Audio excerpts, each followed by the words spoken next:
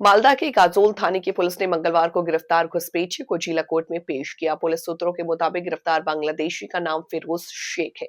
वो बांग्लादेश के जोयहाट के रसूलपुर फुलबाड़ी इलाके में रहता है। सोमवार रात वो गाजोल थाने के पांडुआ इलाके में संदिग्ध हालत में घूम रहा था। उसी समय गाजोल थाने की पुलिस ने उसे पकड़ लिया है। वैलिड डॉक्यूमेंट्स के भारत में आया था, फिर उसने नकली आधार कार्ड बनवाया और मजदूरी करके गुजारा करता था। फिर पुलिस ने उसे सोमवार रात पकड़ लिया। गिरफ्तारी के वक्त व्यक्ति को मंगलवार को मालदा जिला कोर्ट में पेश किया गया। জয়পুরহাট। তোমার বাড়ি কোথায়? জয়পুরহাট। জয়পুরহাট কোথায়?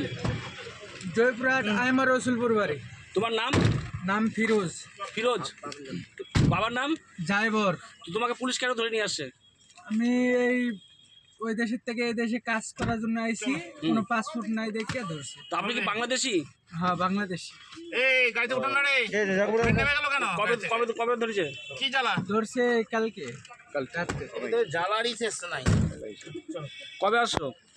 আসি তো রোজার 15তে এসে গুজরাটে কাজে গেছিলাম টাওয়ারের কাজে। এখানে কত বছর ধরে আসছো? কতদিন ধরে? 1 বছর হয় নাই, টাওয়ারের কাজে গেছিলাম।